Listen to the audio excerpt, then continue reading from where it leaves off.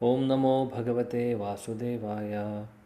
ओम नमो भगवते वासुदेवाय। ओम नमो भगवते वासुदेवाय।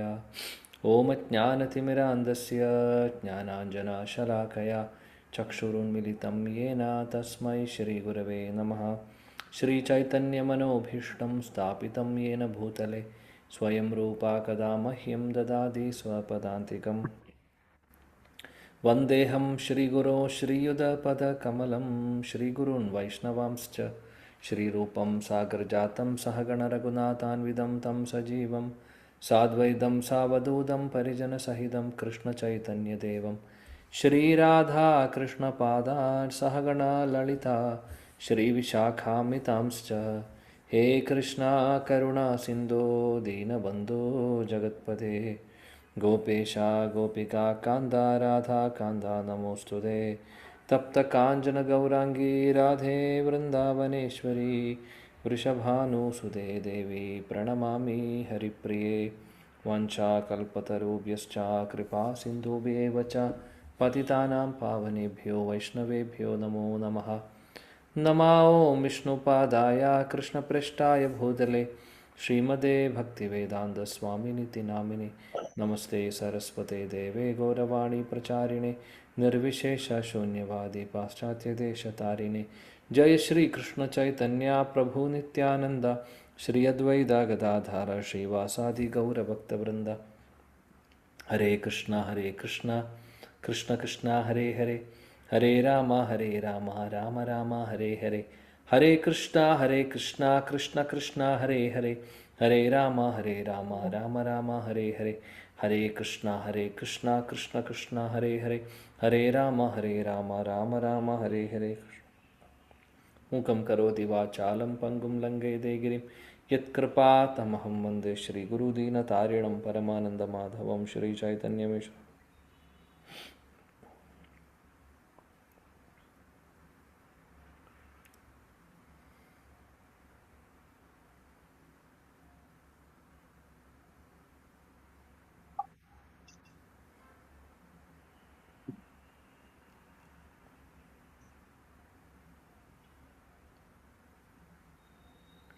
ഹരേ കൃഷ്ണ. എല്ലാ ഭക്തർക്കും എന്നെ നാളെ വിനീതം. എത്ര മണിക്ക്? കാലത്താ? വൈകുന്നേരം. ഹരേ കൃഷ്ണ. എല്ലാവർക്കും എൻ്റെ വിനീതമായ പ്രണാമം. ശ്രീമദ് ഭാഗവതം ഗ്രന്ഥരാജ് ശ്രീമദ് ഭാഗവതം പ്രഥമസ്കന്ധം അധ്യായം 12 നമ്മൾ പഠിക്കുന്നത്. ശ്ലോകം നമ്പർ 6 മുതൽ ഇന്ന് നമ്മൾ നോക്കാം. പരീക്ഷിത്ത് മഹാരാജാവിൻ്റെ ജനനത്തെക്കുറിച്ച് പറയുന്ന അധ്യായമാണ് ഈയൊരു ചാപ്റ്റർ. നമ്മൾ കണ്ടു പരീക്ഷിത്ത് മഹാരാജാവിനെക്കുറിച്ച് ശൗനകാദി ഋഷികൾ ചോദിക്കുന്നു സൂത ഗോസ്വാമിയോട് കൂടുതൽ കാര്യങ്ങൾ, പരീക്ഷിത്ത് മഹാരാജാവിനെക്കുറിച്ച് കൂടുതൽ കാര്യങ്ങൾ പറയൂ എന്ന് അവർ പറയുന്നുണ്ട്. അവരെന്തൊക്കെയാണ് ചോദിക്കുന്നത്? പരീക്ഷിത്ത് മഹാരാജാവിൻ്റെ ജന്മത്തെക്കുറിച്ച് ചോദിക്കുന്നു, അദ്ദേഹത്തിൻ്റെ കർമ്മത്തെക്കുറിച്ച് ചോദിക്കുന്നു, അതായത് അദ്ദേഹം ചെയ്ത കാര്യങ്ങളൊക്കെ ചോദിക്കുന്നു. അതിനുശേഷം പിന്നെ അവർ ചോദിക്കുന്ന ചോദ്യം എന്താണ്? എങ്ങനെയാണ് അദ്ദേഹത്തിന് മരണം സംഭവിക്കുന്നത്? മരണത്തിന് ശേഷം പരീക്ഷിത്ത് മഹാരാജാവിന് എന്ത് സംഭവിച്ചു? എവിടെ പോയി? അദ്ദേഹം എങ്ങോട്ട് പോയി എന്നുള്ളതും ചോദിച്ചു. ഈ ചോദ്യങ്ങൾക്ക് ഉത്തരമായിട്ട് സൂത ഗോസ്വാമി പറയുന്നുണ്ട്. ഈ ഒരു ചാപ്റ്ററിൽ നമ്മൾ കാണുന്നു അത്. ഈ ചാപ്റ്റർ മാത്രമല്ല, ഇനി അങ്ങോട്ടുള്ള മുന്നോട്ട് ഈ പ്രഥമസ്കന്ധം ഒരുപാട് ചാപ്റ്ററിലായിട്ടാണ് പരീക്ഷിത്ത് മഹാരാജാവിനെ കുറിച്ച് പറയുന്നത് ആക്ച്വലി.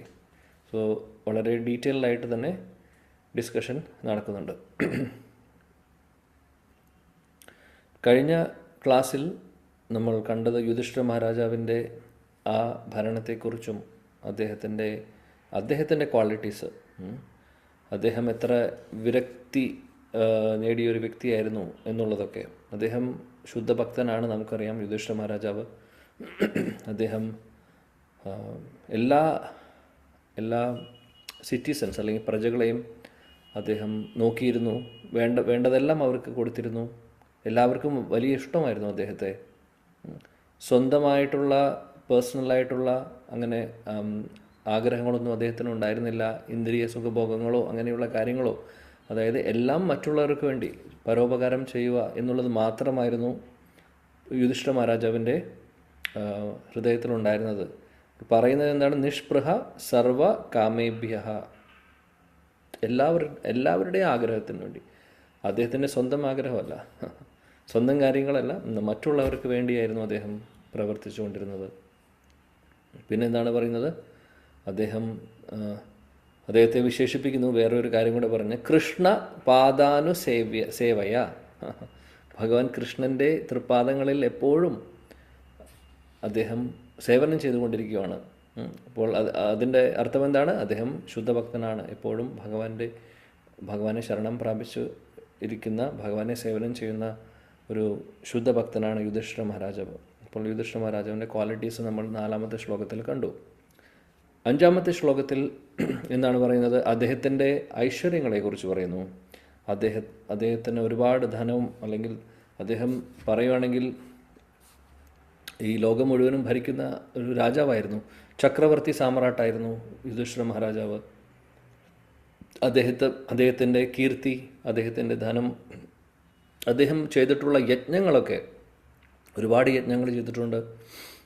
യജ്ഞങ്ങൾ ചെയ്യുക എന്ന് പറഞ്ഞു കഴിഞ്ഞാൽ ഈ ലോകത്തുള്ള ആളുകൾ മാത്രമല്ല, ഉപരിലോകങ്ങളിൽ നിന്ന് ദേവീദേവന്മാരും എല്ലാവരും പാർട്ടിസിപ്പേറ്റ് ചെയ്യുന്ന കാര്യമാണ് യജ്ഞങ്ങൾ. യുധിഷ്ഠിര മഹാരാജാവ് വലിയ ഫേമസ് ആയിരുന്നു. അതായത് ഈ ബ്രഹ്മാണ്ഡം മുഴുവനും ഫേമസ് ആയിരുന്നു അദ്ദേഹം. അതേപോലെ അദ്ദേഹത്തിന് നമുക്കറിയാം ഏറ്റവും വലിയ അസറ്റ് എന്തായിരുന്നു? അദ്ദേഹത്തിൻ്റെ സഹോദരന്മാർ. അവരും ശുദ്ധഭക്തരാണ്. ഈ 5 പേരും തമ്മിലുള്ള റിലേഷൻ വളരെ വളരെ മഹത്തായിട്ടുള്ളൊരു കാര്യമാണ്. ആ 5 ബ്രദേഴ്സും തമ്മിലുള്ള കോപ്പറേഷൻ വളരെ അധികം നമുക്ക് കാണാം. ആക്ച്വലി ഈ പാണ്ഡവരുടെ ആ ഒരു കഥ നോക്കിക്കഴിഞ്ഞാൽ നമുക്കറിയാം, ഒരു സാഹചര്യത്തിലും അവർ 5 പേരും വേറെ അഭിപ്രായം പറഞ്ഞിട്ടില്ല. എല്ലാവരും ഒരേ ദിശയിലാണ് സഞ്ചരിച്ചിരുന്നത്. ആദ്യം മുതൽ അവസാനം വരെ അഭിപ്രായമെല്ലാം ഒന്നായിരുന്നു. എല്ലാം ഷെയർ ചെയ്യുമായിരുന്നു അവർ. അതേപോലെ തന്നെ സഹകരണം, അവർ സഹകരിച്ച പോലെ വേറെ ആരും സഹകരിച്ചിട്ടുണ്ടാവില്ല. അങ്ങോട്ടും ഇങ്ങോട്ടും മ്യൂച്വലി സഹകരിക്കുന്നു. അഭിപ്രായങ്ങൾ എല്ലാം ഫൈനലി ഒരു ഡിസിഷൻ എടുക്കുവാണെങ്കിൽ എല്ലാവരും ഒരേ കൺക്ലൂഷനിലേക്ക് എത്തുന്നു. നമ്മുടെ ഇടയിലുള്ള കാര്യങ്ങൾ പോലെയല്ല, പലവർക്കും പല അഭിപ്രായങ്ങളാണ്. എന്നിട്ട് പല അഭിപ്രായമുള്ളത് കൊണ്ട് പല കൺക്ലൂഷൻസിലേക്കാണ് എത്തുന്നത്. അവസാനം വാക്കുതർക്കമായി, പിന്നെ പ്രശ്നങ്ങളായി. എന്നാൽ പാണ്ഡവരങ്ങനെയായിരുന്നില്ല. അവർ തമ്മിലുള്ള മ്യൂച്വൽ കോപ്പറേഷൻ അതിഗംഭീരമായിരുന്നു. ഒരുപാട് കാര്യങ്ങൾ അവരുടെ ജീവിതത്തിൽ നിന്ന് പഠിക്കാനുണ്ട് നമുക്ക്. പാണ്ഡവരെ പോലുള്ള ശുദ്ധ ഭക്തരിൽ നിന്ന് പഠിക്കുവാൻ ഒരുപാട് കാര്യങ്ങളുണ്ട്. ഓരോ ഇൻസ്റ്റൻസിലും അവർ ഒരുപാട് ലെസൺസ് നമ്മളെ പഠിപ്പിക്കുന്നുണ്ട്. അവർ സഹിച്ച പോലെ വേറെ ആരും സഹിച്ചിട്ടുണ്ടാവില്ല. ഒരുപാട് പ്രശ്നങ്ങളിലൂടെ കടന്നുപോയി. എന്തൊക്കെയാണെങ്കിലും അവർ ഒരുമിച്ച് ഒറ്റക്കെട്ടായി നിന്നു അവസാനം വരെ. കാരണം അവരുടെ ഹൃദയത്തിൽ ഭഗവാൻ ഉണ്ടായിരുന്നു. ഭഗവാന്റെ ശുദ്ധഭക്തരായതുകൊണ്ട് ആ ഒരു മ്യൂച്വൽ കോപ്പറേഷനും ആ ഒരു സ്നേഹവും ഒക്കെ എന്നും ഉണ്ടായിരുന്നു. അത് നമുക്ക് അവസാനം വരെ കാണാം. അവസാനം യുധിഷ്ഠിര മഹാരാജാവ് രാജ്യം ഉപേക്ഷിച്ച്, നമ്മളത് ഇനി കാണും ഭാഗവതത്തിൽ, യുധിഷ്ഠിര മഹാരാജാവ് രാജ്യം ഉപേക്ഷിച്ച്, അല്ലെങ്കിൽ പരീക്ഷിത്ത് മഹാരാജാവിനെ ഏൽപ്പിച്ച് അദ്ദേഹം പിന്നെ റിട്ടയർ ആവുമ്പോൾ, വാനപ്രസ്ഥം എടുക്കുന്ന സമയത്ത് ഒന്നും മിണ്ടാതെ അദ്ദേഹം പോകുന്നു. കൂട്ടത്തിൽ അദ്ദേഹത്തിൻ്റെ ബ്രദേഴ്സ് എല്ലാവരും ഒരക്ഷരം പോലും ചോദിക്കുന്നില്ല, അവരും ഫോളോ ചെയ്യുന്നു. വേറൊന്നും ചിന്തിക്കുന്നില്ല. അവരെല്ലാവരും ഒരേ ദിശയിലേക്ക് പോകുന്നു. എല്ലാവരും ജ്യേഷ്ഠനെ ഫോളോ ചെയ്യുന്നു. കാര്യം യുധിഷ്ഠിര മഹാരാജാവ് എക്സംപ്ലറി, അല്ലെങ്കിൽ അദ്ദേഹത്തിൻ്റെ പോലെയുള്ള വേറെ ഒരു വ്യക്തി ഉണ്ടായിരുന്നില്ല. അതേപോലെ ഒരു രാജാവ് ഉണ്ടായിരുന്നില്ല. അപ്പോൾ അദ്ദേഹം തീരുമാനിക്കുന്നത് ഏറ്റവും നല്ല തീരുമാനമായിരിക്കും എപ്പോഴും. അത് എല്ലാ ബ്രദേഴ്സും ഒരേപോലെ അംഗീകരിച്ചിരുന്നു. ധർമ്മരാജനാണ് യുധിഷ്ഠിര മഹാരാജാവ്. ധർമ്മം വിട്ടൊന്നും ചെയ്യില്ല അദ്ദേഹം. അങ്ങനെയുള്ളൊരു സ്പെഷ്യലായിട്ടുള്ളൊരു ക്യാരക്ടറാണ്, ഒരു ശുദ്ധ ഭക്തനാണ് യുധിഷ്ഠിര മഹാരാജ്. യുധിഷ്ഠിര മഹാരാജാവിനെക്കുറിച്ച്, അദ്ദേഹത്തിൻ്റെ ആ ഒരു ഐശ്വര്യങ്ങളെക്കുറിച്ചാണ് നമ്മൾ കഴിഞ്ഞ ശ്ലോകത്തിൽ, 5-ാമത്തെ ശ്ലോകത്തിൽ കാണുന്നത്. അതേപോലെ അദ്ദേഹം ഭരിച്ചിരുന്ന രാജ്യവും ലോകം മുഴുവനും ശരിക്കും പറയുകയാണെങ്കിൽ അദ്ദേഹത്തിൻ്റെ കീഴിൽ തന്നെയായിരുന്നു. ഓക്കെ, ഇനി മുന്നോട്ട് നമുക്ക് നോക്കാം എന്താണ് പറയുന്നത് എന്നുള്ളത്. ശ്ലോകം 6, അധ്യായം 12, കാൻറ്റോ 1, പ്രഥമസ്കന്ധം. ഓക്കെ. കിം തേ കാമാസുരാ സ്പാർഹ മുകുന്ദ മനസോ ദ്വിജാഃ അധിജഹ്രുർമുദം രാജ്ഞഃ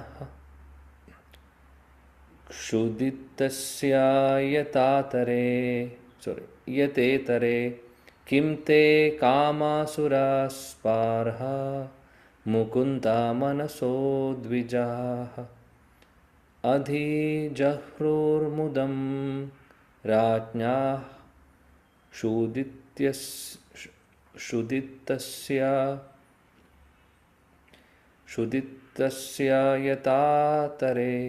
യതേതരേ. ഓക്കെ, വായിച്ചോളൂ. ഹരേ കൃഷ്ണ പ്രഭു. ഓം നമോ ഭഗവതേ വാസുദേവായ. കിം തേ കാമാസുരസ്പാർഹ മുകുന്ദ മനസോ ദ്വിജാഃ അതിജഹ്രുർമുദം രാജ്ഞാ ക്ഷുദിതസ്യ യതേതരേ. ഹരേ കൃഷ്ണ. ഹരേ കൃഷ്ണ. ഓം നമോ ഭഗവതേ വാസുദേവായ.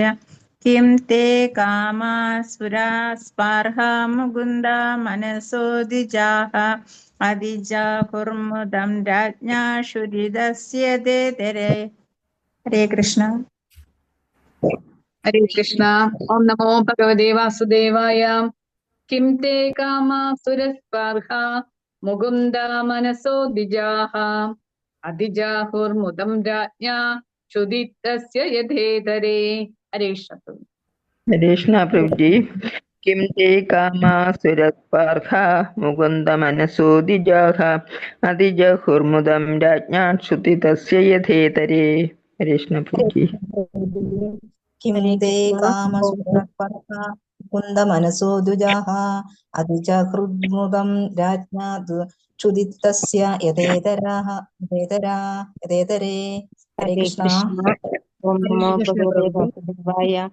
കിം തേ കാമാസുരസ്പാർഹ മുകുന്ദ മനസോ ദ്വിജാഃ അതിജഹ്രുർമുദം രാജ്ഞാ ക്ഷുദിതസ്യ യതേതരേ. ഹരേ കൃഷ്ണ. ഹരേ കൃഷ്ണ. കാമാസുരസ്പാർഹ മുകുന്ദ മനസോ ദ്വിജാഃ അതിജഹ്രുർമുദം രാജ്ഞാ ക്ഷുദിതസ്യ യതേതരേ. ഹരേ കൃഷ്ണ പ്രഭു. ഹരേ കൃഷ്ണ. കിം തേ കാമാസുരസ്പർഹ മുകുന്ദ മനസോ ദ്വിജാഃ അതിജാഹുർമുദം രാജ്ഞാ ക്ഷുദിതസ്യ യതേതരേ. ഹരേ കൃഷ്ണ പ്രഭുജി. ഹരേ കൃഷ്ണ പ്രഭുജി. ഓം നമോ ഭഗവതേ വാസുദേവായ. ശ്ലോകം 6. കിം തേ കാമാസുരസ്പാർഹ മുകുന്ദ മനസോ ദ്വിജാഃ അതിജഹ്രുർമുദം രാജ്ഞാ ക്ഷുദിതസ്യ യതേതരേ. ഹരേ കൃഷ്ണ. ഹരേ കൃഷ്ണ പ്രഭുജി. ഹരേ കൃഷ്ണ. ഓക്കെ, വിവർത്തനം ഭാവാർത്ഥം കൂടെ വായിക്കാം ആർക്കെങ്കിലും ഒരാൾക്ക്. ഹരേ കൃഷ്ണ പ്രഭു. വായിക്കട്ടെ. ഹരേ കൃഷ്ണ. യെസ്. വിവർത്തനം ഭാവാർത്ഥം ബൈ ഹിസ് ഡിവൈൻ ഗ്രേസ് അഭയ ചരണാരവിന്ദ ഭക്തി വേദാന്ത സ്വാമി ശ്രീല പ്രഭുപാദ് കി ജയ്. ഹേ ബ്രാഹ്മണരെ, സ്വർഗലോകവാസികൾ പോലും അതിനെ അഭിലഷിച്ചിരുന്ന തരത്തിൽ മോഹിപ്പിക്കുന്നതായിരുന്നു രാജാവിന്റെ ഐശ്വര്യം. എന്നാൽ അദ്ദേഹം ഭഗവത് സേവനത്തിൽ നിമഗ്നനായിരുന്നതിനാൽ ഭഗവത് സേവനം ഒഴികെ മറ്റൊന്നിനും തന്നെ അദ്ദേഹത്തെ തൃപ്തിപ്പെടുത്താൻ കഴിഞ്ഞിരുന്നില്ല. ഭാവാർത്ഥം: ജീവാത്മാക്കളെ സംതൃപ്തമാക്കുന്ന 2 വിഷയങ്ങൾ ലോകത്തുണ്ട്. ഭൗതികതയിൽ നിമഗ്നനായിരിക്കുമ്പോൾ ഒരാളെ ഇന്ദ്രിയാസ്വാദനത്തിന് മാത്രമേ തൃപ്തിപ്പെടുത്താൻ സാധിക്കുകയുള്ളൂ. അതേസമയം ഭൗതിക ഗുണങ്ങളുടെ ബദ്ധാവസ്ഥയിൽ നിന്നും മുക്തനാവുമ്പോൾ ഭഗവത് സംതൃപ്തിക്കായി പ്രേമയുധ സേവനം അനുഷ്ഠിക്കുന്നതിലൂടെ മാത്രമേ അയാൾ സംതൃപ്തനാകുന്നുള്ളൂ. ജീവസത്ത വ്യവസ്ഥാപിതമായി സേവകൻ ആണെന്നും അല്ലാതെ സേവിക്കപ്പെടേണ്ടവൻ അല്ലെന്നും ഇത് അർത്ഥമാക്കുന്നു. ബഹിരംഗ ശക്തിയുടെ ഉപാധികളാൽ വ്യാമോഹിതനാകുന്ന ഒരാൾ താൻ സേവിക്കപ്പെടേണ്ടവനാണെന്ന് തെറ്റായി ധരിക്കുന്നു. എന്നാൽ യഥാർത്ഥത്തിൽ അവൻ സേവിക്കപ്പെടേണ്ടവനല്ല. തന്റെ ഇന്ദ്രിയങ്ങൾ കാമം, ലോഭം, ക്രോധം, മോഹം, ഗർവ്, മതം, അസഹിഷ്ണുത എന്നിവയുടെ സേവകനാണ്. ആത്മീയ ജ്ഞാനപ്രാപ്തിയിലൂടെ ഒരാൾ യുക്തമായ ബോധത്തിലായിരിക്കുമ്പോൾ താൻ ഭൗതിക ലോകത്തിന്റെ യജമാനനല്ലെന്നും വെറും ഇന്ദ്രിയങ്ങളുടെ സേവകനാണെന്നും തിരിച്ചറിയുന്നു. ആ സമയം ഭഗവത് സേവനത്തിനായി അയാൾ യാചിക്കുകയും അപ്രകാരം ഭൗതികാനന്ദം എന്ന് വിശേഷിപ്പിക്കപ്പെടുന്നതിൽ വ്യാമോഹിതനാകാതെ സന്തോഷവനായി തീരുകയും ചെയ്യുന്നു. മഹാരാജാവ് യുധിഷ്ഠിരൻ മുക്താത്മാക്കളിൽ ഒരാളായിരുന്നു. ആകയാൽ ബൃഹത് സാമ്രാജ്യത്തിലോ ഉത്തമമായ പത്നിയിലോ ആജ്ഞാനുവർത്തികളായ ഭ്രാതാക്കളിലോ സന്തുഷ്ടരായ പ്രജകളിലോ സമ്പൽ സമൃദ്ധമായ ലോകത്തിലോ അദ്ദേഹത്തിന് ആഹ്ലാദമുണ്ടായിരുന്നില്ല. ഇവയ്ക്കായി ഭക്തൻ അഭിലഷിക്കുന്നില്ലെങ്കിൽ പോലും ഈ അനുഗ്രഹങ്ങളൊക്കെ ശുദ്ധഭക്തനെ താനെ അനുഗമിക്കുന്നു. ഇതിൽ പ്രസ്താവിച്ചിരിക്കുന്ന ഉദാഹരണം തികച്ചും ഉചിതമാകുന്നു. വിശന്നിരിക്കുന്ന ഒരാളെ ഭക്ഷണത്തിനൊഴികെ മറ്റൊന്നിനും തൃപ്തിപ്പെടുത്താൻ കഴിയുകയില്ല. വിശന്നു വലയുന്ന ജീവാത്മാക്കളാൽ ഈ സമ്പൂർണ്ണ ഭൗതിക ലോകവും പൂരിതമായിരിക്കുന്നു. വിശപ്പ് നല്ല ഭക്ഷണത്തിനോ പാർപ്പിടത്തിനോ അഥവാ ഇന്ദ്രിയ സംതൃപ്തിക്കോ വേണ്ടിയുള്ളതല്ല. വിശപ്പ് ആത്മീയ അന്തരീക്ഷത്തിന് വേണ്ടിയുള്ളതാകുന്നു. മതിയാവോളം ഭക്ഷണമോ പാർപ്പിടമോ സംരക്ഷണമോ ഇന്ദ്രിയ തൃപ്തിക്കുള്ള വിഷയങ്ങളോ ഇല്ലാത്തതിനാൽ ഈ ലോകം അസന്തുഷ്ടമാണെന്ന് ജനങ്ങൾ ചിന്തിക്കുന്നത് അജ്ഞത നിമിത്തം മാത്രമാകുന്നു. ഇതിനെ മായ എന്ന് വിളിക്കുന്നു. ജീവാത്മാവ് ആത്മീയ സംതൃപ്തിക്കായാണ് വിശന്നിരിക്കുന്നതെങ്കിലും അവന്റെ വിശപ്പ് ഭൗതിക വിശപ്പായി തെറ്റിദ്ധരിക്കപ്പെടുന്നു. എന്നാൽ അങ്ങേയറ്റം ആഡംബര സമന്വിതമായി ഭൗതികമായി സംതൃപ്തരായ ജനങ്ങൾ പോലും പിന്നെയും വിശന്നിരിക്കുന്നത് വിഡ്ഢികളായ നേതാക്കൾക്ക് കാണാൻ കഴിയുന്നില്ല. അവരുടെ വിശപ്പും ദാരിദ്ര്യവും പിന്നെ എന്താണ്? യഥാർത്ഥത്തിൽ ഈ വിശപ്പ് ആത്മീയ ഭക്ഷണത്തിനും ആത്മീയ പാർപ്പിടത്തിനും ആത്മീയ അഭയത്തിനും ആത്മീയ ഇന്ദ്രിയ തൃപ്തിക്കും വേണ്ടിയുള്ളതാകുന്നു. പരമ്പൊരുളായ ശ്രീകൃഷ്ണ ഭഗവാന്റെ സംസർഗത്തിലൂടെ ഇവ പ്രാപ്തമാക്കാൻ കഴിയുന്നു. ആകയാൽ ഇവയൊക്കെയുള്ള ഒരുവനെ സ്വർഗലോക നിവാസികൾ ആസ്വദിക്കുന്നവയായാൽ പോലും ഭൗതിക ലോകത്തിലെ ഭക്ഷണമെന്നും പാർപ്പിടമെന്നും രക്ഷയെന്നും ഇന്ദ്രിയാസ്വാദനമെന്നും വിശേഷിപ്പിക്കപ്പെടുന്നവയാൽ ആകർഷിക്കാൻ കഴിയുകയില്ല. ആകയാൽ ഭഗവത്ഗീത 8:16 ഭഗവാനാൽ ഉദ്ഘോഷിക്കപ്പെടുന്നതെന്തെന്നാൽ ഭൂമിയിലെ കണക്കുകൂട്ടൽ അനുസരിച്ച് അനേക ദശലക്ഷം വർഷങ്ങൾ ഗുണീഭവിച്ചു ആയുസ്സുള്ള പ്രപഞ്ചത്തിലെ അത്യുന്നത ലോകമായ ബ്രഹ്മലോകത്തിൽ പോലും ഒരുവന് തന്റെ വിശപ്പിനെ സംതൃപ്തമാക്കാൻ കഴിയുകയില്ല. ബ്രഹ്മലോകത്തിലുപരിയായി അതിവിദൂരതയിലുള്ള ആത്മീയാകാശത്തിൽ പ്രാപ്തമാകുന്ന അനശ്വരതയിൽ തന്റെ ഭക്തർക്ക് മുക്തിയുടെ അതീന്ദ്രിയാനന്ദം പ്രദാനം ചെയ്യുന്ന ഭഗവാൻ മുകുന്ദന്റെ സംസർഗത്തിൽ ജീവാത്മാവ് അവസ്ഥിതനാകുമ്പോൾ മാത്രമേ ഇത്തരം വിശപ്പിനെ സംതൃപ്തമാക്കാൻ കഴിയുകയുള്ളൂ. ഹരേ കൃഷ്ണ പ്രഭു. ഹരേ കൃഷ്ണ. Thank you. മനോഹരമായിട്ടുള്ള ശ്ലോകം. ഇവിടെ യുധിഷ്ഠിര മഹാരാജാവിൻ്റെ ക്വാളിറ്റി പറയുകയാണ് ചെയ്യുന്നത്. യുധിഷ്ഠിര മഹാരാജാവിന് ഉണ്ടായിരുന്ന ഐശ്വര്യങ്ങൾ അദ്ദേഹത്തിനുണ്ടായിരുന്ന പോലെ വേറെ ആർക്കും ഉണ്ടായിരുന്നില്ല. ഈ ലോകം മുഴുവനും ഭരിച്ചിരുന്ന ചക്രവർത്തിയായിരുന്നു അദ്ദേഹം. അദ്ദേഹത്തിന് ഒന്നിനും കുറവുണ്ടായിരുന്നില്ല. ഇവിടെ പറയുന്നു, സ്വർഗലോകത്തിലുള്ള ദേവന്മാർ പോലും അവർ പോലും ആഗ്രഹിച്ചു പോവും യുധിഷ്ഠിര മഹാരാജാവിൻ്റെ ആ ഒരു പൊസിഷനും യുധിഷ്ഠിര മഹാരാജാവിൻ്റെ ആ ഐശ്വര്യങ്ങളും. അങ്ങനെയായിരുന്നു. അപ്പോൾ അത്രമാത്രം ഐശ്വര്യങ്ങൾ അദ്ദേഹത്തിന് ഉണ്ടായിരുന്നു. ഒന്നിനും ഒരു കുറവുണ്ടായിരുന്നില്ല. എന്നാൽ യുധിഷ്ഠിര മഹാരാജാവിന് ഇതിനോടൊക്കെ വല്ല താല്പര്യമുണ്ടോ? ഇല്ല. അദ്ദേഹം പൂർണ്ണമായിട്ടും വിരക്തി നേടിയ ഒരു വ്യക്തിയായിരുന്നു. അദ്ദേഹം എപ്പോഴും ഭഗവാന്റെ സേവനം മാത്രമാണ് അദ്ദേഹത്തിൻ്റെ ഹൃദയത്തിലുണ്ടായിരുന്നത്. ഭഗവത് സേവനങ്ങൾ മാത്രമാണ് അദ്ദേഹം ആഗ്രഹിച്ചിട്ടുണ്ടായിരുന്നുള്ളൂ. അല്ലാതെ വേറൊന്നും അദ്ദേഹത്തിന് ആഗ്രഹങ്ങൾ ഉണ്ടായിരുന്നില്ല. അതുകൊണ്ട് വേറെ ഒന്നും ഭഗവത് സേവനമല്ലാത്ത ഒരു കാര്യവും യുധിഷ്ഠിര മഹാരാജാവിനെ സാറ്റിസ്ഫൈ ചെയ്യാൻ സാധിച്ചിട്ടുണ്ടായിരുന്നില്ല. അദ്ദേഹം ആഗ്രഹിച്ചിട്ടുമില്ല. അദ്ദേഹത്തിന് ഒരു സംതൃപ്തി കൊടുക്കുകയില്ല. ഭഗവത് സേവനങ്ങൾ മാത്രമാണ് അദ്ദേഹത്തിന് സംതൃപ്തി കൊടുക്കുന്നത്. അപ്പോൾ ഈ ലക്ഷണങ്ങളൊക്കെ ഒരു ശുദ്ധഭക്തൻ്റെ ലക്ഷണങ്ങളാണ്. ശുദ്ധഭക്തർ എപ്പോഴും അങ്ങനെയാണ്.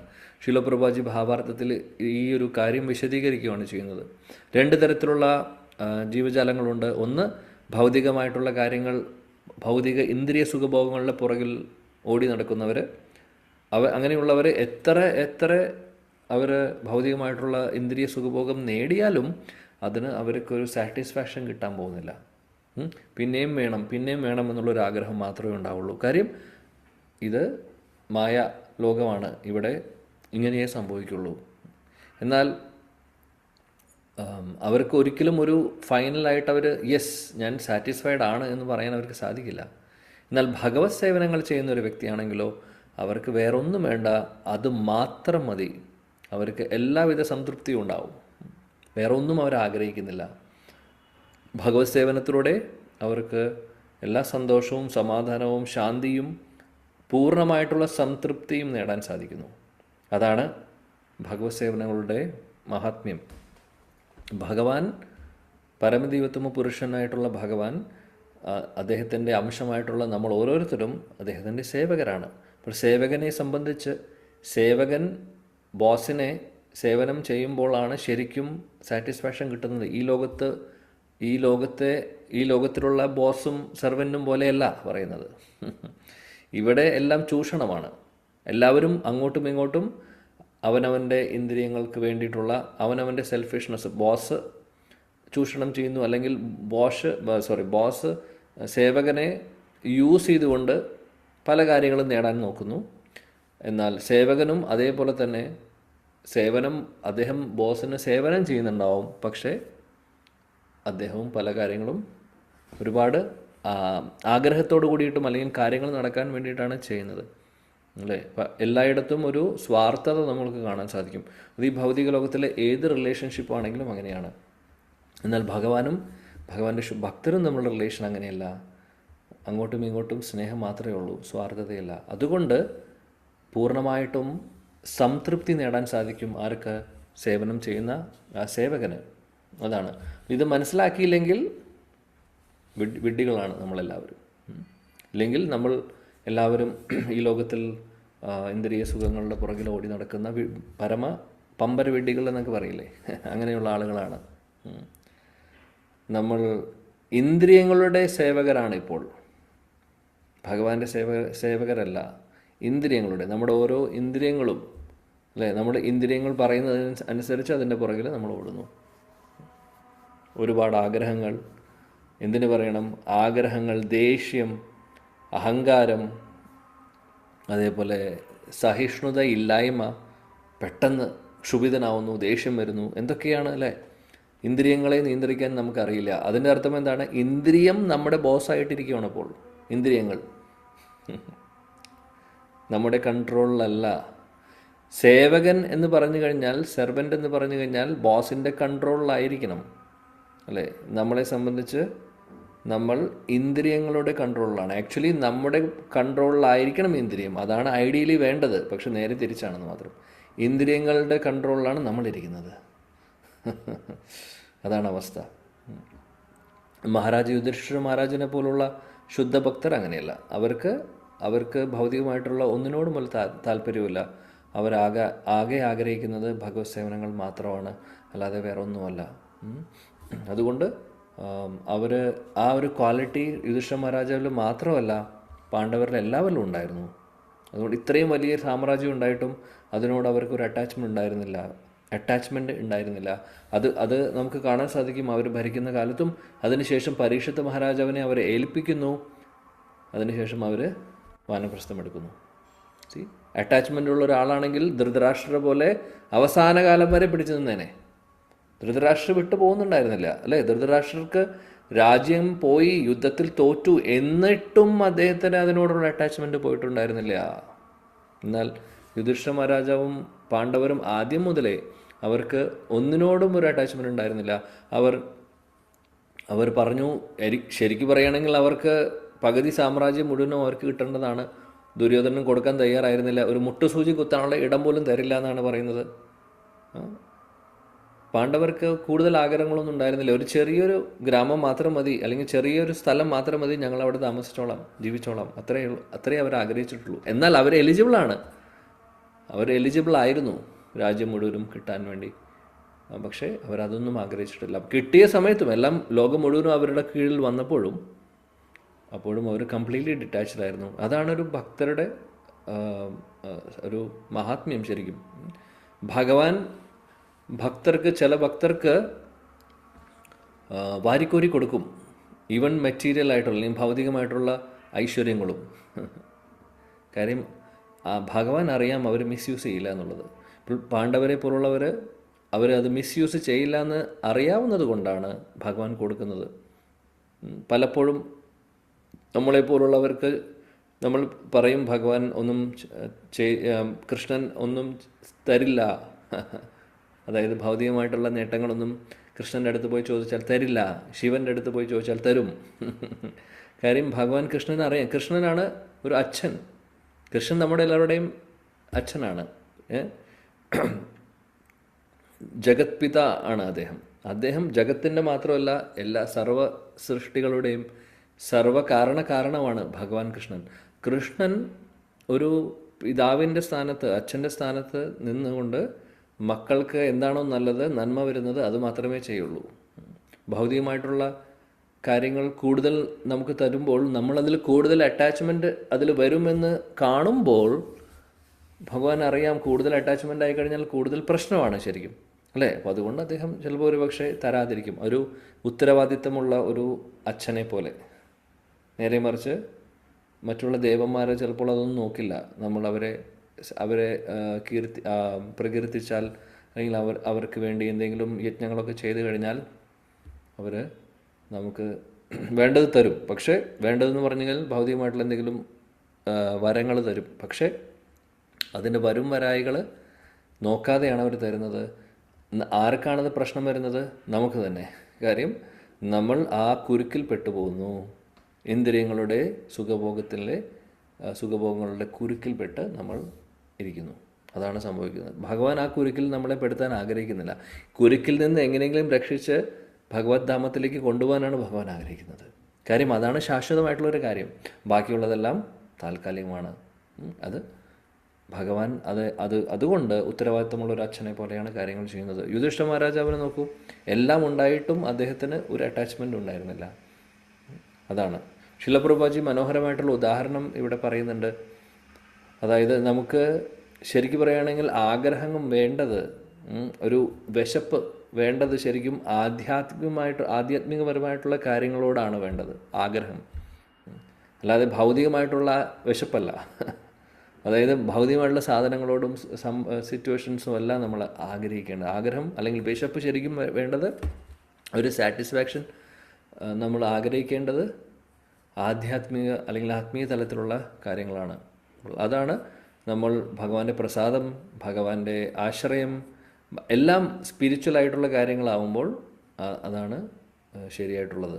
ബാക്കിയെല്ലാം മായാ പ്രപഞ്ചത്തിലുള്ള കാര്യങ്ങളാണ്. അതെല്ലാം നമ്മളെ കുരുക്കിൽപ്പെടുത്തി ഇവിടെ തന്നെ നമ്മളെ ബുദ്ധിമുട്ടിക്കും, ശ്വാസം മുട്ടിക്കുന്ന കാര്യങ്ങളാണ്. ഇതൊന്നും നമ്മൾ മനസ്സിലാക്കുന്നില്ല എന്ന് മാത്രം. നമ്മൾ വിചാരിക്കുന്നു ഇവിടെയെല്ലാം സുഖം മാത്രമേ ഉള്ളൂ, ദുഃഖാലയമാണ് എന്ന് ഭഗവാൻ തന്നെ പറയുന്നു. എന്നിട്ടും നമ്മൾ തപ്പി കണ്ടുപിടിക്കാൻ പോകുന്നത് സുഖത്തെയാണ്. കിട്ടാൻ പോകുന്നുണ്ടോ? കിട്ടാൻ പോകുന്നില്ല. ഭഗവത്ഗീതയിലെ 8:16 എന്ന് പറയുന്ന ശ്ലോകം ശില പ്രഭുപാദി ഇവിടെ കോട്ട് ചെയ്തിട്ടുണ്ട്. ആ ബ്രഹ്മാൽ ഭുവനാലോകെ പുനരാവർത്തിനോ അർജുന, അല്ലേ? മാം ഉപേത്യ തു പുനർജന്മ ന വിദ്യതേ. അവിടെ പറയുന്നു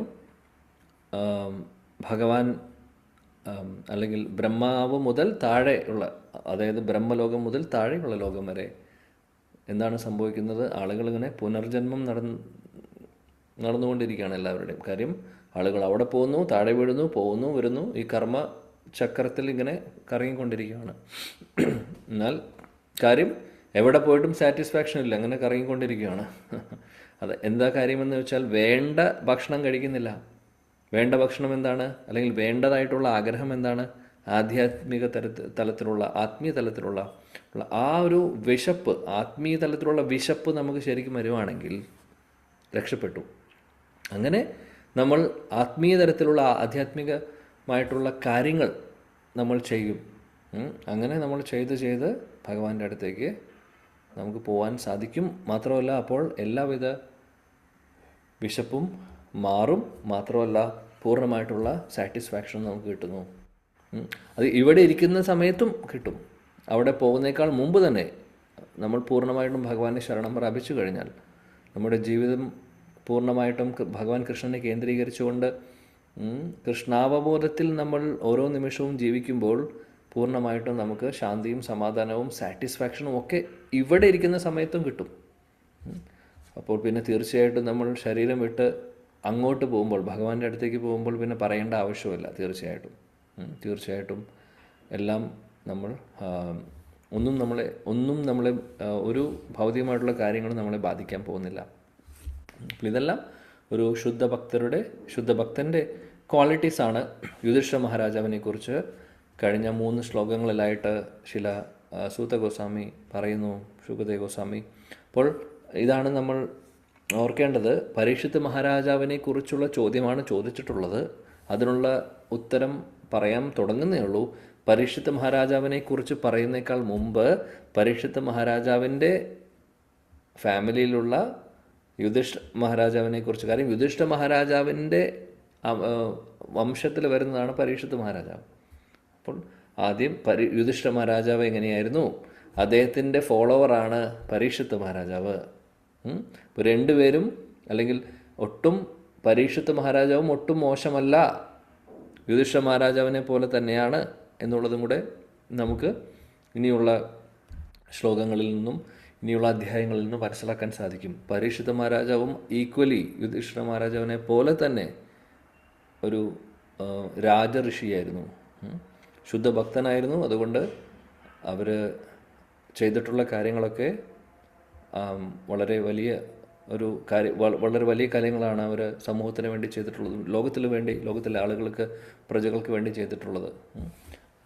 അപ്പോൾ ആ ഒരു ഇൻട്രഡക്ഷനാണ് കൊടുക്കുന്നത്. അപ്പോൾ നമ്മൾ കേട്ടിട്ടുണ്ടാവും, സാധാരണഗതിയിൽ നമ്മുടെ ഫാമിലി ഒരു ട്രഡീഷൻ പറയുമ്പോൾ നമ്മുടെ പൂർവികരെ കുറിച്ച് പറയും. പൂർവികരുടെ മഹാത്മ്യത്തെ, അവർ വലിയ ആളുകളായിരുന്നെങ്കിൽ അവർ ആ ഫാമിലിയിൽ വരുന്നതാണ് എന്ന് പറയും. അതേപോലെ യുധിഷ്ഠിര മഹാരാജാവിൻ്റെ ഫാമിലിയാണ്, യുധിഷ്ഠിര മഹാരാജൻ്റെ വംശമാണ് പരീക്ഷിത്ത് എന്ന് പറയുന്നു. അങ്ങനെയാണ് ഈ ഒരു ഇൻട്രൊഡക്ഷൻ കൊടുക്കുന്നത്. ഇനി നമുക്ക് കാണാം 7ാമത്തെ ശ്ലോകം മുതൽ പരീക്ഷിത്ത് മഹാരാജാവിനെ കുറിച്ച് പറഞ്ഞു തുടങ്ങുവാണ്. നമുക്ക് കാണാം, ഇനിയുള്ളത് നോക്കാം എന്താണെന്നുള്ളത്. ഓക്കെ, ശ്ലോകം 7.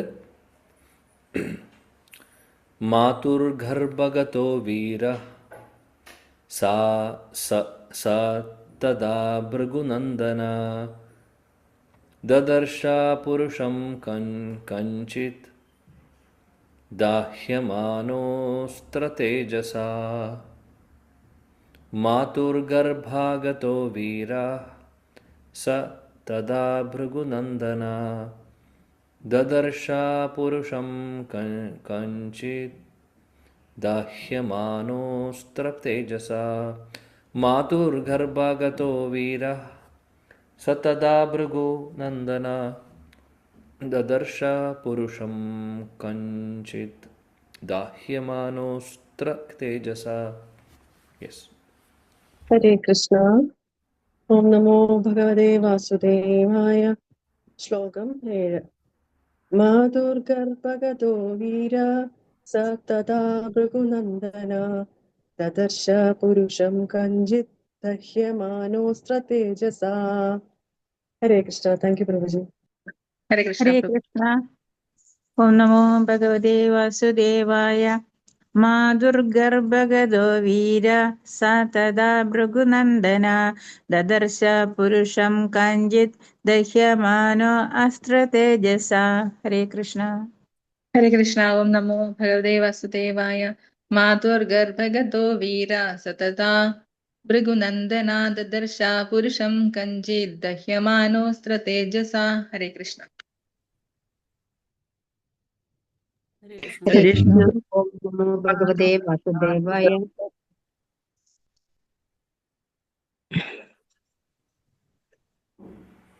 ഹരേ കൃഷ്ണ. വായിക്കൂ. മാതുർഗർഭാഗതോ വീര സതതാ ഭൃഗുനന്ദന ദദർശ പുരുഷം കഞ്ചി ദഹ്യമാനോസ്ത്രതേജസാ. ഹരേ കൃഷ്ണ. ഓം നമോ ഭഗവതേ വാസുദേവായ.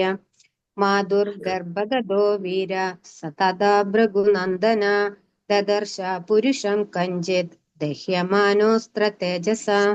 ഹരേ കൃഷ്ണ. ഹരേ കൃഷ്ണ. ഓം നമോ ഭഗവതേ വാസുദേവായ. തഥാ ഭൃഗുനന്ദന ദദർശ പുരുഷം കഞ്ചിത് ദഹ്യമാനോസ്ത്രതേജസാ. ഹരേ കൃഷ്ണ പ്രഭുജി. ഹരേ കൃഷ്ണ. മാതുർഗർഭഗതോ വീര സതതാ ഭൃഗുനന്ദന ദദർശ പുരുഷം കഞ്ചിത് ദഹ്യമാനോ അസ്ത്രതേജസാ. ഹരേ കൃഷ്ണ ഹരേ പ്രഭുജി. ഓം നമോ ഭഗവതേ വാസുദേവായ. മാധുർഗർഭഗതോ വീര സാ തഥാ ഭൃഗുനന്ദന തദർശ പുരുഷം കഞ്ചിത് ദഹ്യമാനോ അസ്ത്ര തേജസാഹ. ഹരേ കൃഷ്ണ പ്രഭുജി. ഹരേ കൃഷ്ണ പ്രഭുജി. മാധുർഗർഭഗതോ വീര സതതാ ഭൃഗുനന്ദന ദദർശ പുരുഷം അഞ്ജിദ്ദഹ്യമാനോസ്ത്രതേജസ. ഹരേ കൃഷ്ണ. താങ്ക് യു പ്രഭുജി. ഹരേ കൃഷ്ണ. ഹരേ കൃഷ്ണ. ഓക്കെ, ഹരേ കൃഷ്ണ. വിവർത്തനം വായിക്കട്ടെ പ്രഭു. വായിക്കൂ. ഹരേ കൃഷ്ണ. വിവർത്തനം and ഭാവാർത്ഥം Divine Grace A.C. Bhaktivedanta Swami Prabhupada. Srila Prabhupada കി ജയ്. ഹേ ഭൃഗുപുത്ര ശൗനക, മഹായോദ്ധാവായ പരീക്ഷിത് തന്റെ മാതാവായ ഉത്തരയുടെ ഗർഭപാത്രത്തിൽ ഭ്രൂണാവസ്ഥയിലായിരിക്കുമ്പോൾ അശ്വത്ഥാമാവിനാൽ പ്രയോഗിക്കപ്പെട്ട ദഹിപ്പിക്കുന്ന ബ്രഹ്മാസ്ത്രത്തിന്റെ അതിതാപത്താൽ തപിച്ചിരുന്നപ്പോൾ പരമപുരുഷനായ ഭഗവാൻ തന്നിലേക്ക് വന്നണയുന്നത് അദ്ദേഹം ദർശിച്ചു. ഭാവാർത്ഥം: സാധാരണഗതിയിൽ മരണത്തോട് 7 മാസത്തോളമുള്ള അചേതനാവസ്ഥ ഉണ്ടാവുകയും സ്വകർമ്മങ്ങൾക്കനുസരിച്ച് പിന്നീട് ഒരു ജീവാത്മാവ് പിതാവിന്റെ ബീജമാകുന്ന പേടകത്തിൽ മാതൃഗർഭത്തിൽ എത്തിച്ചേരുകയും ചെയ്യുന്നു. അങ്ങനെ അത് ഒരു അഭികാമ്യമായ ശരീരം പടിപ്പടിയായി ആവിഷ്കരിക്കുന്നു. ഒരുവന്റെ പൂർവ്വകർമ്മങ്ങൾക്കനുസരിച്ച് പ്രത്യേകം നിർദ്ദേശിച്ചിട്ടുള്ള ശരീരങ്ങളിൽ ജാതരാകുന്നതിന്റെ അടിസ്ഥാന നിയമമാണിത്. മോഹനിദ്രയിൽ നിന്നും ജീവാത്മാവ് ഉണരുമ്പോൾ ഗർഭപാത്രത്തിനുള്ളിൽ ബദ്ധനസ്ഥനായ ജീവാത്മാവിന് അസൗകര്യം അനുഭവപ്പെടുകയും അങ്ങനെ അതിൽ നിന്ന് പുറത്തു കടക്കാൻ അവൻ ആഗ്രഹിക്കുകയും ഭാഗ്യവശാൽ അത്തരമൊരു മോചനത്തിനായി അവൻ ചിലപ്പോഴൊക്കെ ഭഗവാനോട് പ്രാർത്ഥിക്കുകയും ചെയ്യുന്നു. മാതൃഗർഭത്തിലായിരുന്നപ്പോൾ പരീക്ഷിത് മഹാരാജാവിന് അശ്വത്ഥാമാവ് അയച്ച ബ്രഹ്മാസ്ത്രം ഏൽക്കുകയുണ്ടായി. അതിന്റെ അതിതാപം അദ്ദേഹത്തിന് അനുഭവപ്പെട്ടിരുന്നു. എന്നാൽ അദ്ദേഹം ഭഗവത് ഭക്തനാകയാൽ തൽക്ഷണം ഭഗവാൻ സ്വയം ഗർഭപാത്രത്തിനുള്ളിൽ സർവശക്തമായ സ്വശക്തിയാൽ അവതരിക്കുകയും അനന്തരം തന്നെ രക്ഷിക്കാനായി ആരോ എത്തിച്ചേർന്നിരിക്കുന്നത് ശിശുവിന് ദർശിക്കാൻ കഴിയുകയും ചെയ്തു. നൈസർഗികമായി മഹായോദ്ധാവായതിനാൽ ആ നിസ്സഹായ അവസ്ഥയിൽ പോലും അസഹ്യമായ ആ ബ്രഹ്മാസ്ത്ര അതിതാപത്തെ ശിശുവായ പരീക്ഷിത് മഹാരാജാവിന് സഹിക്കുവാൻ കഴിഞ്ഞു. ഇക്കാരണത്താലാണ് വീര എന്ന പദം ഉപയോഗിച്ചിരിക്കുന്നത്. ഹരേ കൃഷ്ണ. താങ്ക് യു പ്രഭുജി. ഹരേ കൃഷ്ണ. Thank you. ശൗനക ഋഷിയോട് പറയുന്നു, ശൗനകാദി ഋഷികളോട് സൂതഗോസ്വാമി പറയുന്നു, പരീക്ഷിത് മഹാരാജാവിനെ കുറിച്ച് പറഞ്ഞു തുടങ്ങുന്നു. ഇനി പരീക്ഷിത് മഹാരാജാവ് ഉത്തരാദേവിയുടെ ഗർഭത്തിൽ ഇരിക്കുന്ന സമയത്ത് ബ്രഹ്മാസ്ത്രം അശ്വത്ഥാമ, അല്ലേ, നമുക്ക് ഇത് ഓൾറെഡി നമ്മളിത് ചർച്ച ചെയ്തിട്ടുണ്ട്. അശ്വത്ഥാമ അദ്ദേഹം ബ്രഹ്മാസ്ത്രം വിടുന്നു പരീക്ഷത്തിനെ കൊല്ലുവാൻ വേണ്ടി, അദ്ദേഹത്തിനെ നശിപ്പിക്കാൻ വേണ്ടി. കാര്യം അവസാനത്തെ ഒരു അംശമാണ്, ആ ഒരു വംശത്തിലെ അവസാനത്തെ കണ്ണിയായിരുന്നു പരീക്ഷിത് മഹാരാജാവ്. അതുകൊണ്ട് അദ്ദേഹത്തെ അവസാനിപ്പിക്കാൻ അശ്വത്ഥാമ ശ്രമിച്ചു. പക്ഷെ എന്ത് സംഭവിച്ചു? അശ്വത്ഥാമാവിന് സാധിച്ചോ? ഇല്ല. ഭഗവാൻ ഉത്തരാദേവിയുടെ ഗർഭപാത്രത്തിൽ കയറി പരീക്ഷത്തിനെ രക്ഷിച്ചു. പാഹി പാഹി മഹായോഗിൻ ദേവദേവ ജഗത്പദേ നാന്യം ത്വദ് അഭയം പശ്യേ യത്ര മൃത്യു പരസ്പരം. ഉത്തരാദേവി കരഞ്ഞു വിളിച്ചതാണ്, പാഹി പാഹി മഹായോഗി, ദേവ ദേവ ജഗത്പദേ. കൃഷ്ണനെ വിളിക്കുന്നു. നാന്യം ത്വദ് അഭയം പശ്യേ, അങ്ങല്ലാതെ വേറെ ആർക്ക് ഞങ്ങളെ രക്ഷിക്കാൻ സാധിക്കും? എത്ര മൃത്യു പരസ്പരം. ഈ ഒരു അപകടത്തിൽ നിന്ന് അങ്ങേക്കല്ലാതെ ഓ കൃഷ്ണ വേറെ ആർക്ക് ഞങ്ങളെ രക്ഷിക്കാൻ സാധിക്കും എന്ന് പറഞ്ഞു ഉത്തരാദേവി ഓടുമായിരുന്നു കൃഷ്ണൻ്റെ അടുത്തേക്ക്. അപ്പോൾ ഭഗവാൻ കൃഷ്ണൻ ഉത്തരാദേവിയുടെ ഗർഭത്തിലേക്ക് പ്രവേശിച്ച് ബ്രഹ്മാസ്ത്രം വരുന്നേക്കാൾ മുമ്പ് പരീക്ഷിത് മഹാരാജാവിനെ അവിടെ ഒരു വലയം സൃഷ്ടിച്ചു, അകത്ത് കവറിങ് കൊടുക്കുന്നു, അങ്ങനെ ബ്രഹ്മാസ്ത്രത്തിൽ നിന്ന് രക്ഷിക്കുന്നു. ആ സമയത്ത് പരീക്ഷിത് മഹാരാജാവ് ഭഗവാനെ കാണുന്നുണ്ട്. അതാണ് ഇവിടെ പറയുന്ന ഈ ശ്ലോകത്തിൽ. പരീക്ഷിത് മഹാരാജാവ് കാണുന്നു, പ്രൊട്ടക്റ്റ് ചെയ്യാൻ വന്ന ആ വ്യക്തിയെ കാണുന്നുണ്ട്.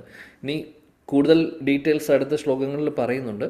ശീല പ്രഭുപാദി പറയുന്നു ഭാവാർത്ഥത്തിൽ ഈ കുട്ടികൾ എങ്ങനെയാണ് ഉണ്ടാവുന്നത് എന്നുള്ളത്. ആക്ച്വലി ഇതിൻ്റെ ഫുൾ എക്സ്പ്ലനേഷൻ ശ്രീമദ് ഭാഗവതത്തിലെ 3-ാമത്തെ സ്കന്ധത്തിൽ 31-ാമത്തെ അധ്യായത്തിൽ പറയുന്നുണ്ട്, ഡീറ്റെയിൽ ആയിട്ട് പറയുന്നുണ്ട് അവിടെ എങ്ങനെയാണ് ഒരു കുട്ടി, അതായത് അച്ഛനും അമ്മയും തമ്മിലുള്ള ആ യൂണിയൻ മുതൽ കുട്ടി ജനിക്കുന്നവരെ എന്തൊക്കെയാണ് സംഭവിക്കുന്നത്, ഓരോ സ്റ്റേജിലുള്ള വളർച്ചയെക്കുറിച്ചും ഡീറ്റെയിൽ ആയിട്ട് പറയുന്നുണ്ട്.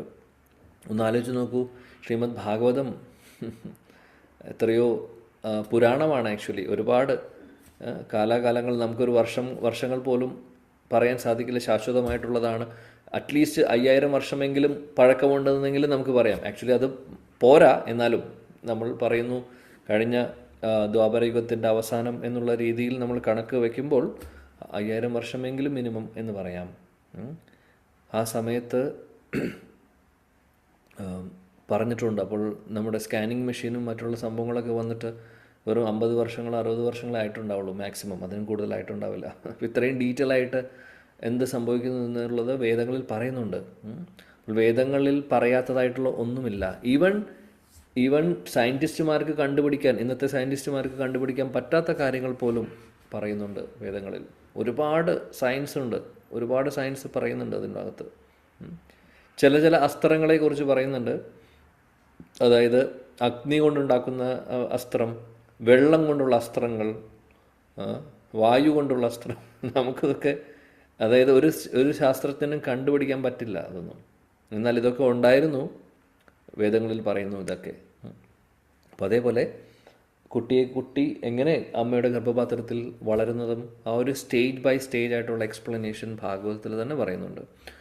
അപ്പോൾ ഇവിടെ ഉത്തരാദേവിയുടെ ഗർഭത്തിലിരിക്കുന്ന സമയത്ത് പരീക്ഷിത്ത് മഹാരാജാവ് അദ്ദേഹത്തിനെതിരെ ബ്രഹ്മാസ്ത്രം വരുന്നു, ഭഗവാൻ അദ്ദേഹത്തെ രക്ഷിക്കുന്നു.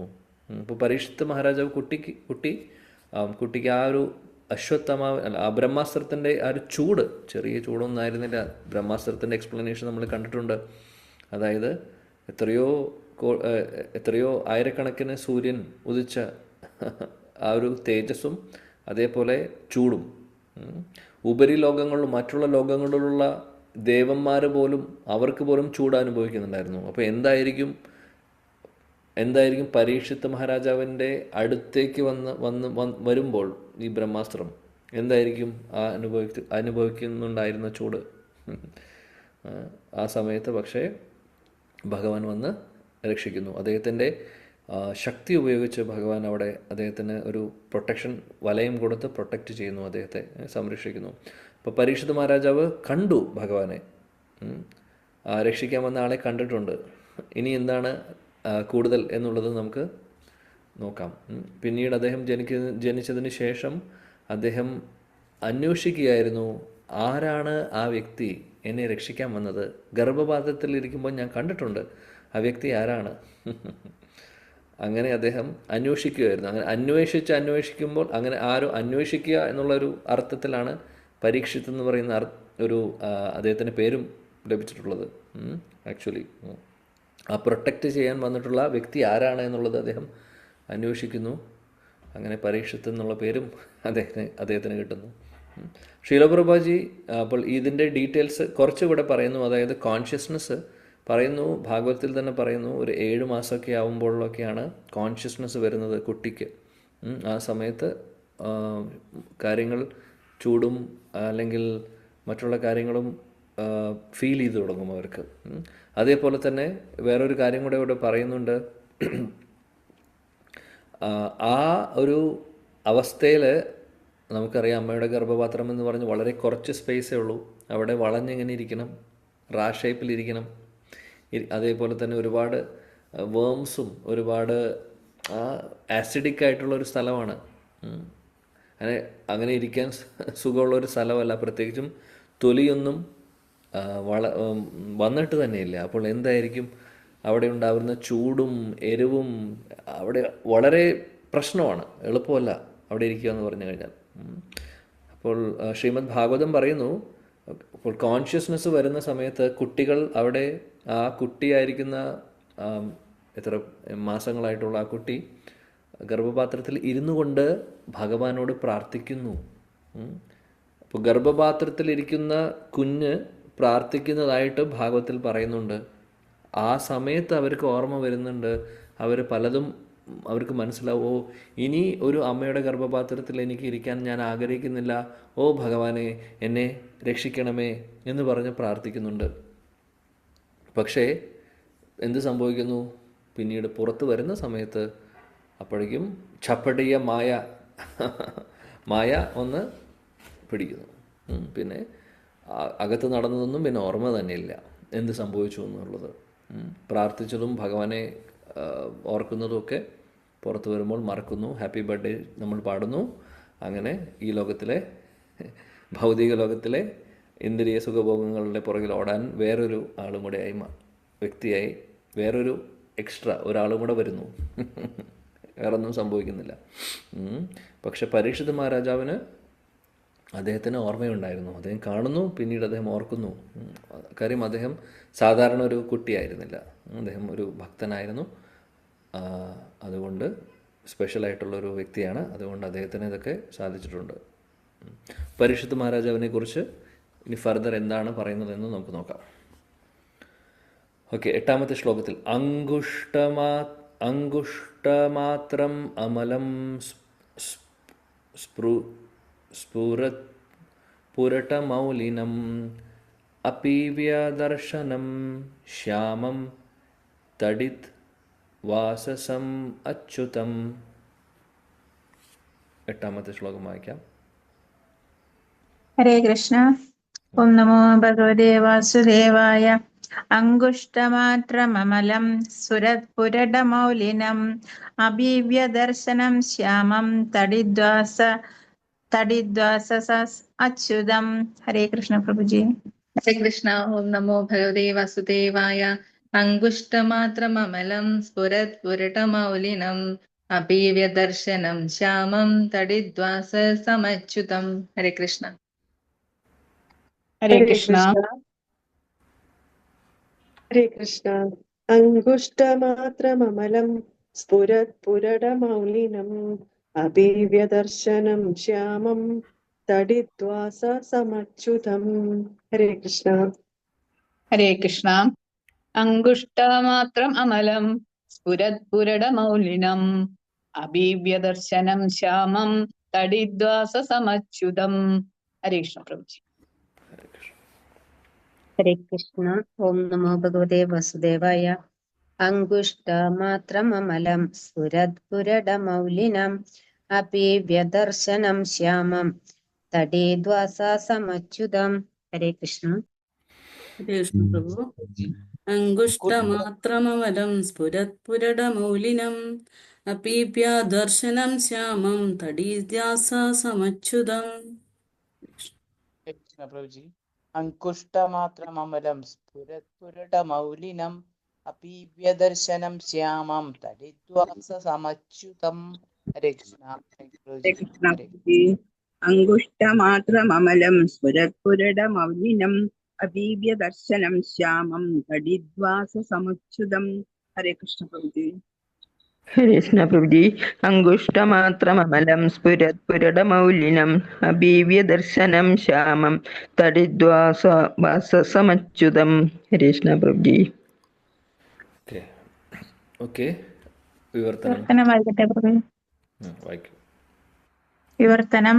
ശ്രീലപ്രഭുപാദിക്ക് ജയ്. ഭഗവാന് തള്ളവിരലിന്റെ അത്ര മാത്രമേ വലിപ്പമുണ്ടായിരുന്നുള്ളൂ എങ്കിലും അദ്ദേഹം സർവാതീന്ദ്രിയനായിരുന്നു. അദ്ദേഹത്തിന് അത്യന്തം മനോഹരവും ആകർഷകവുമായ ശ്യാമവർണ്ണമാർന്ന വൈകല്യമില്ലാത്ത ശരീരമുണ്ടായിരുന്നു.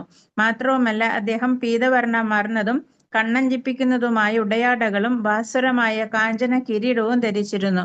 ഇவ்விதമാണ് ശിശു ഭഗവാനെ ദർശിച്ചത്. ഹരേ കൃഷ്ണ. താങ്ക് യു പ്രഭുജി. ഹരേ കൃഷ്ണ. ഹരേ കൃഷ്ണ പ്രഭു. യെസ്, ഭക്തിശാസ്ത്ര ക്ലാസ് ഉള്ള കാരണം ലീവ് ചെയ്യാട്ടാ. Hare Krishna. Okay, no problem. Hare Krishna.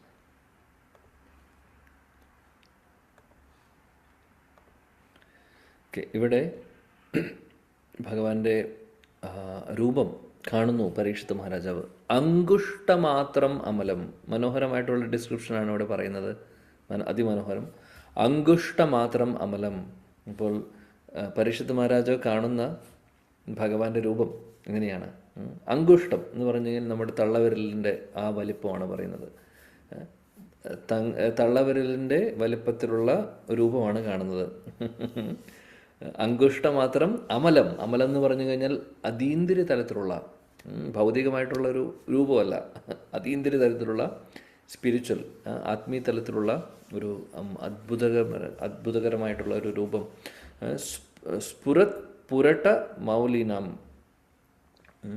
അദ്ദേഹം അപ്പോൾ അങ്കുഷ്ടമാത്രം, അല്ലെങ്കിൽ തള്ളവിരലിൻ്റെ വലിപ്പമുള്ള ആ ഭഗവാന്റെ രൂപത്തിൽ ഭഗവാൻ ധരിച്ചിട്ടുണ്ട് എന്ത്? അദ്ദേഹം അതിമനോഹരമായിട്ടുള്ള തിളങ്ങുന്ന സ്വർണത്തിൻ്റെ ഒരു കിരീടം വെച്ചിട്ടുണ്ട്. പുരട്ട മൗലിനം. അപീവ്യ ദർശനം ശ്യാമം. ഇനി ശരീരത്തിൻ്റെ നിറം എങ്ങനെയാണ്? ശ്യാമം. ശ്യാമം എന്ന് പറഞ്ഞു കഴിഞ്ഞാൽ കാർമേക നിറം, ബ്ലൂയിഷ് ബ്ലാക്ക് കോംപ്ലക്ഷൻ, ശ്യാമസുന്ദർ നമ്മൾ പറയാറുണ്ട്. ആ ഒരു രൂപം, ആ ഒരു നിറം. പിന്നെ തടിത് വാസസം അച്യുതം. അതേപോലെ അദ്ദേഹത്തിൻ്റെ വസ്ത്രം, അതായത് ഇടിമിന്നൽ പോലെ തിളങ്ങുന്ന പീതാംബര വസ്ത്രം ധരിച്ച് ആണ് ആ രൂപം, ഭഗവാന്റെ ആ രൂപം. ആര് കാണുന്നത്? പരീക്ഷിത്ത് മഹാരാജാവ് കാണുന്നത്. മനോഹരമായിട്ടുള്ള രൂപം അല്ലേ?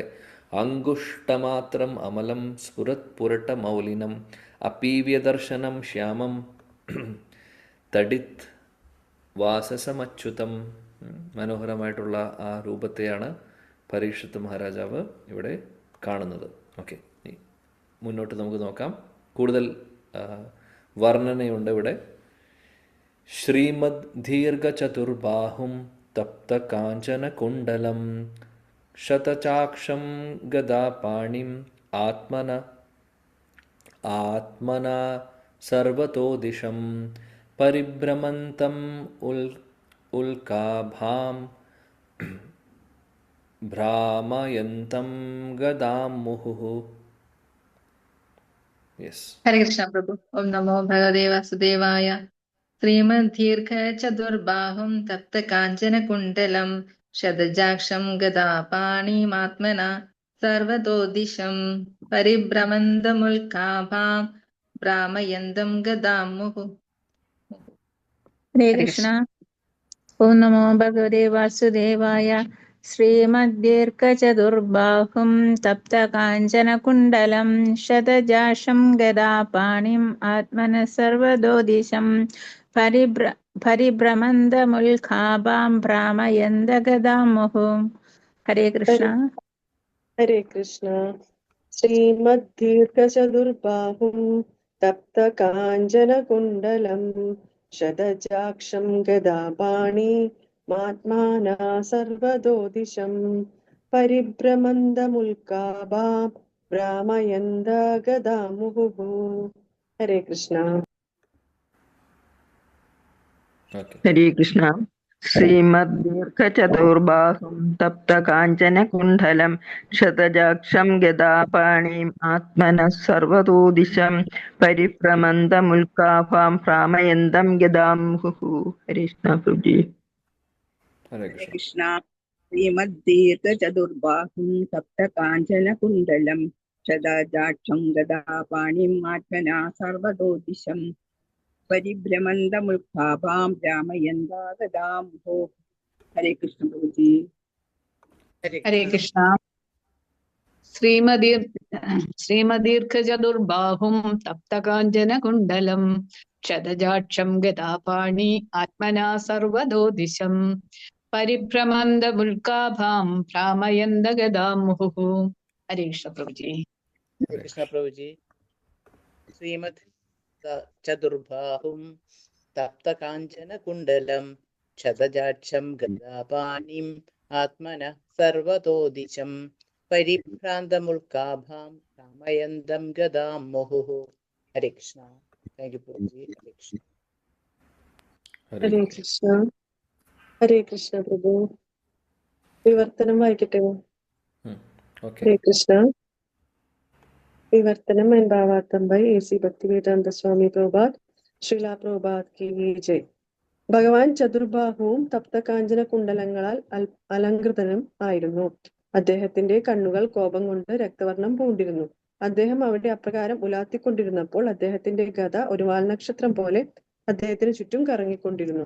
ഭാവാർത്ഥം: പ്രപഞ്ചത്തിന്റെ പ്രഭാമണ്ഡലത്തിൽ പരമപുരുഷനായ ഭഗവാൻ ഗോവിന്ദൻ തന്റെ പൂർണ്ണാംശത്താൽ വിസ്തരിച്ച് പ്രവേശിക്കുകയും എല്ലാ ജീവാത്മാക്കളുടെയും അന്തരംഗങ്ങളിൽ മാത്രമല്ല ഭൗതിക ഘടകങ്ങളുടെ ഓരോ അണുവിലും പരമാത്മാവായി സ്വയം വിസ്തരിക്കുകയും ചെയ്തുവെന്ന് ബ്രഹ്മസംഹിതയിൽ 5-ാം അധ്യായത്തിൽ പ്രസ്താവിച്ചിരിക്കുന്നു.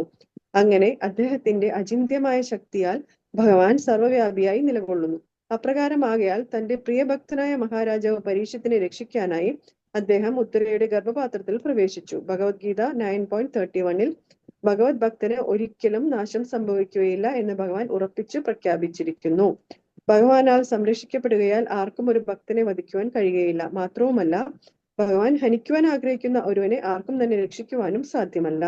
ഭഗവാൻ സർവശക്തനാകുന്നു. ആകയാൽ അദ്ദേഹം ആഗ്രഹിക്കുന്നത് പോലെ ആരെയും വധിക്കുവാനും രക്ഷിക്കുവാനും അദ്ദേഹത്തിന് കഴിയുമാറാകുന്നു.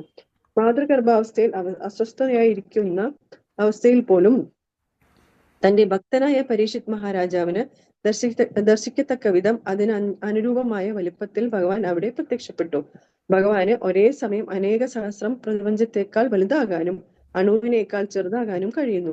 പരിമിതരായ ജീവാത്മാക്കൾക്ക് ഗോചരമാകത്തക്ക വിധം ഭഗവാൻ തന്റെ കൃപയാൽ പ്രത്യക്ഷനാകുന്നു. അദ്ദേഹം അനന്തനാകുന്നു. നമ്മുടെ കണക്കുകൂടലിലുള്ള ഒരു അളവുകോലിന്റെയും പരിമിതിക്കുള്ളിലല്ല അദ്ദേഹം. നമ്മുടെ ചിന്തയ്ക്കും അതീതമായി ബൃഹത്തായി തീരുവാനും നമുക്ക് സങ്കല്പിക്കാൻ കഴിയുന്നതിനേക്കാൾ ചെറുതാകാനും അദ്ദേഹത്തിന് കഴിയുന്നു. എന്നാൽ ഏതു സാഹചര്യത്തിലായാലും അദ്ദേഹം അതേ സർവശക്തനായ അനന്തശക്തിമാനായ ഭഗവാൻ തന്നെയാകുന്നു. ഉത്തരയുടെ ഗർഭപാത്രത്തിൽ പ്രത്യക്ഷനായ അങ്കുഷ്ട തുല്യനായ വിഷ്ണു ഭഗവാനും വൈകുണ്ഠ ലോകത്തിലെ പൂർണ്ണരൂപത്തിലുള്ള നാരായണ സ്വരൂപവും തമ്മിൽ യാതൊരു അന്തരവുമില്ല. അശക്തരായ വിഭിന്ന ഭഗവത് ഭക്തരിൽ നിന്നും സേവനം സ്വീകരിക്കുന്നതിനായി മാത്രം അദ്ദേഹം അർച്ചവിഗ്രഹത്തിന്റെ രൂപം കൈക്കൊണ്ടിരിക്കുന്നു. ഭൗതിക ഇന്ദ്രിയങ്ങളാൽ ഭഗവാനെ ഗ്രഹിക്കാൻ സാധ്യമല്ലെങ്കിലും ഭൗതിക ഘടകങ്ങളാൽ നിർമ്മിതമായ ഭഗവത് രൂപമായ അർച്ചവിഗ്രഹത്തിന്റെ കൃപയാൽ ഭൗതിക ലോകത്തിലെ ഭക്തർക്ക് അദ്ദേഹത്തെ അനായാസേന സമീപിക്കുവാൻ കഴിയുന്നു. ആകയാൽ അർച്ചവിഗ്രഹം ഭഗവാന്റെ ഭൗതിക ഭക്തന്മാരുടെ സാക്ഷാത്കാരത്തിനുള്ള അതീന്ദ്രിയ രൂപമാകുന്നു. അത്തരമൊരു ഭഗവത് അർച്ചവിഗ്രഹത്തെ ഭൗതികമായി കരുതരുത്. ജീവാത്മാവിന്റെ കാര്യത്തിൽ ദ്രവ്യവും ആത്മാവും തമ്മിൽ അഗാധമായ അന്തരമുണ്ടെങ്കിലും ഭഗവാനെ സംബന്ധിച്ചിടത്തോളം ദ്രവ്യവും ആത്മാവും തമ്മിൽ യാതൊരുവിധ ഭേദവുമില്ല.